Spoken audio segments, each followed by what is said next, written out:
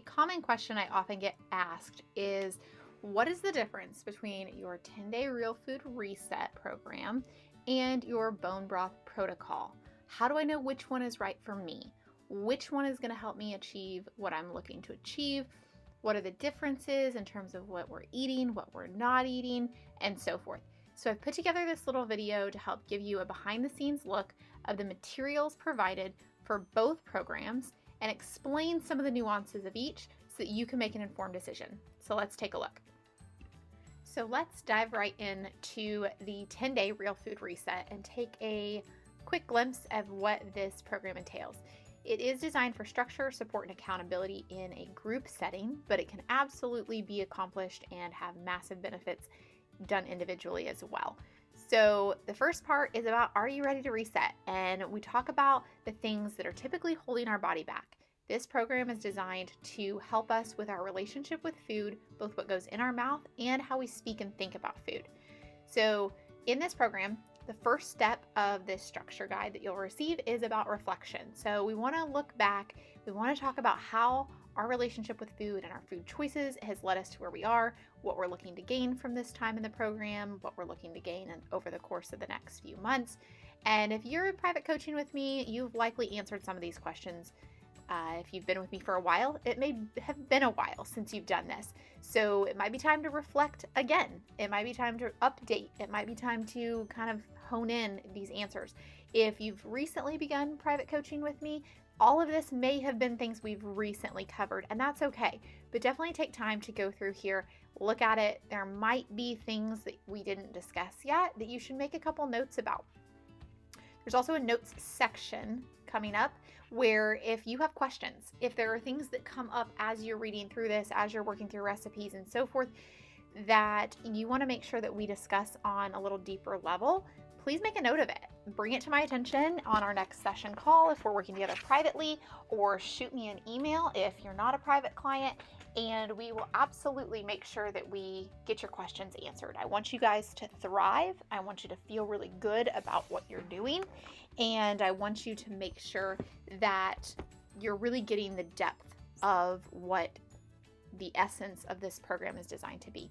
So after the notes section, we're going to roll right into what is the 10 days of real food and what does that structure look like.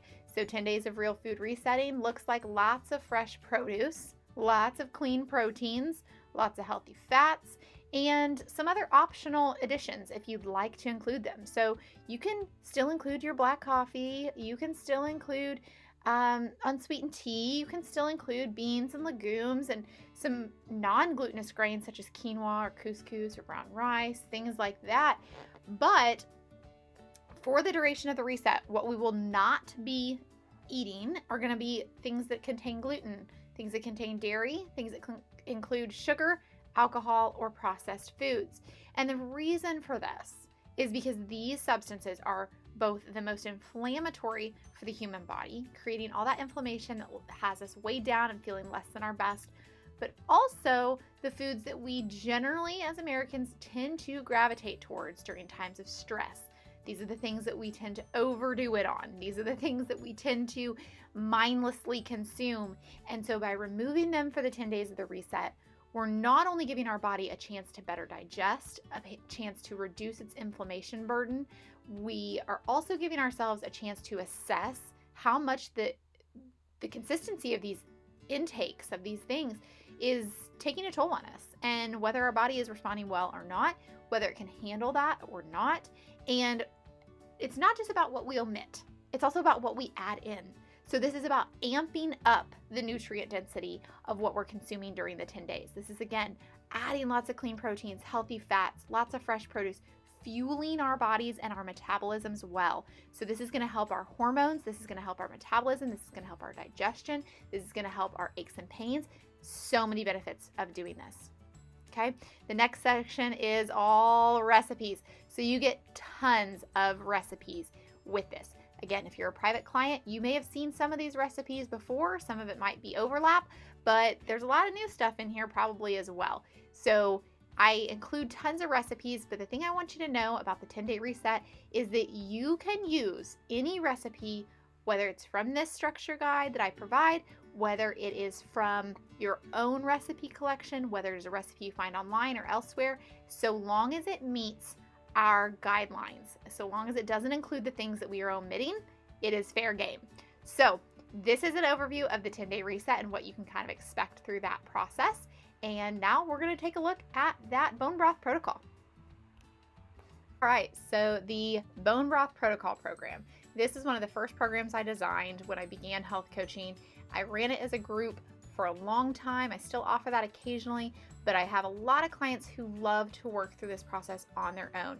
This is a 21-day jump start to resetting metabolism, busting cravings, burning fat, losing weight, and more. The and more is probably my favorite part.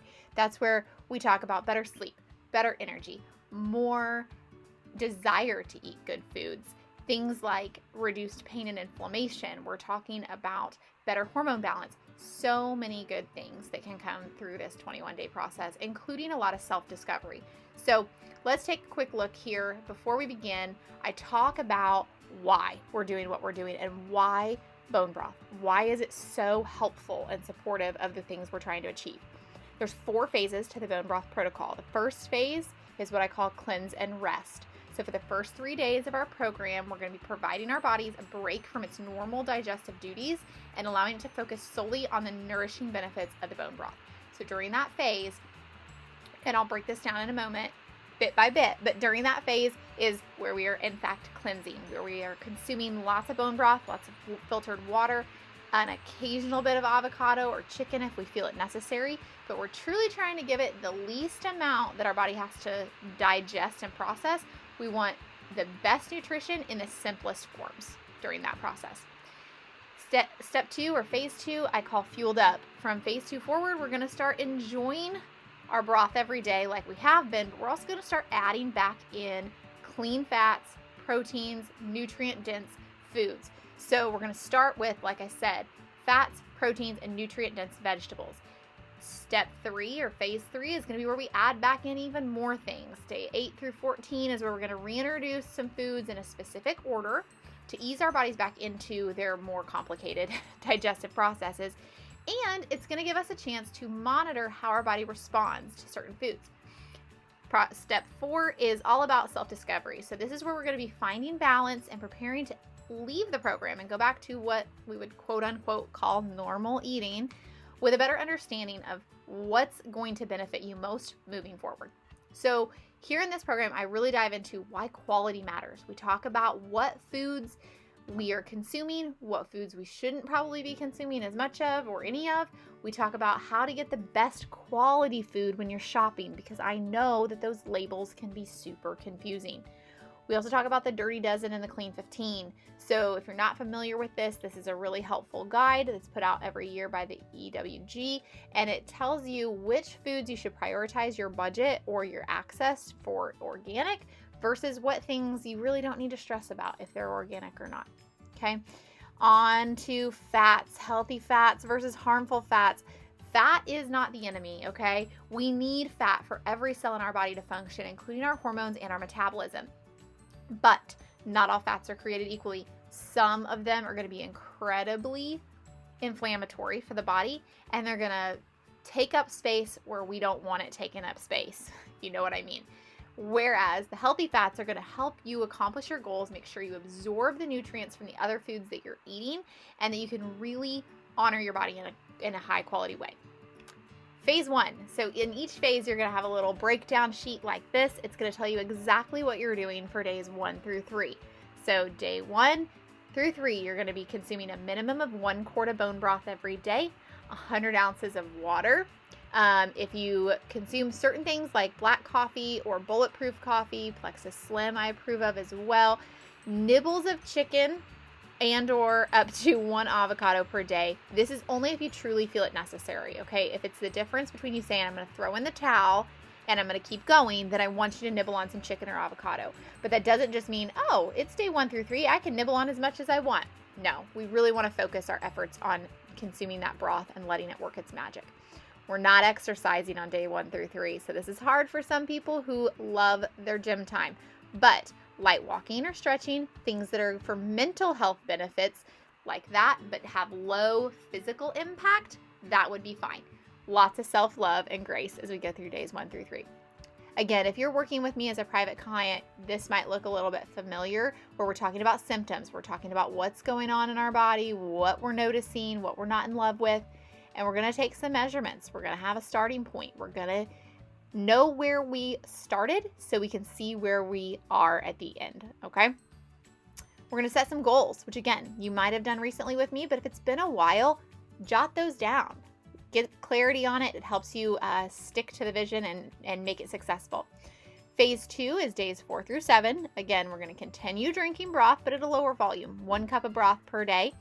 Keep that water intake up. You can still have all those other things that we had in days 1 through 3, but this time we're going to add in lots of healthy fats. We're going to add in protein. We're going to eat our heart out on vegetables. We're going to eat when we're hungry, but we're not going to let ourselves get hangry.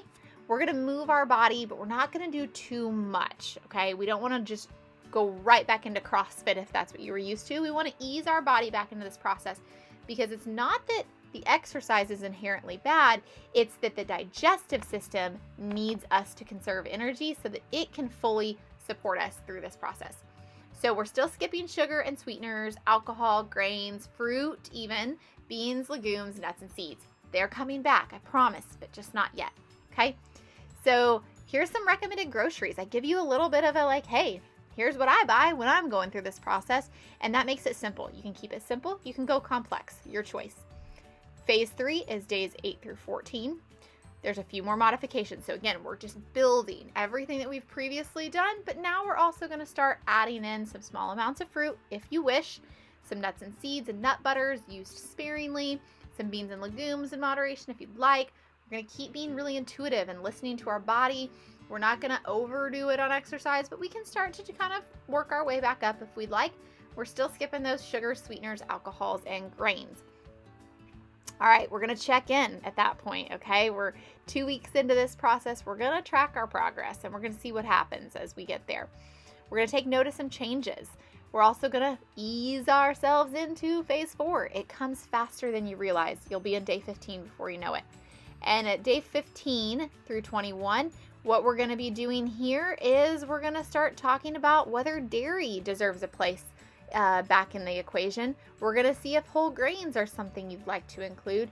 None of this is required, okay? Sugar sparingly on occasion. Those are things that are personal discretion. A lot of my clients go through this process and they say, I feel better than I've felt in years. I'm not interested in adding those things back in just yet, and that's okay. Other people are like, I miss my grass-fed cheese with my charcuterie, and that's okay too. So you get to decide, you get to call the shots as to what deserves a place back in your world and whether it's what serves your body well, okay? So I want you to continue to be really intuitive and listening to how your body is responding, but this is where we start to decide, okay, what's next? Where do I go from here? Here's some things that I give you a little word of caution of, hey, here's what you want to think about as you start to go through this process. We're going to talk about your progress. We're going to talk about what you are proud of over the last 3 weeks, because this is a good deal of commitment. This is, hey, I'm all in. I'm ready to do this, so let's go.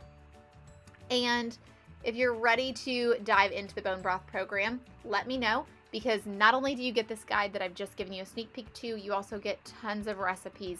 Again, as a private client, you probably already are on your way to collecting quite a few of my recipes, but we want to make sure you have so many options that make this process going through these 21 days simple and easy. We don't want it overcomplicated.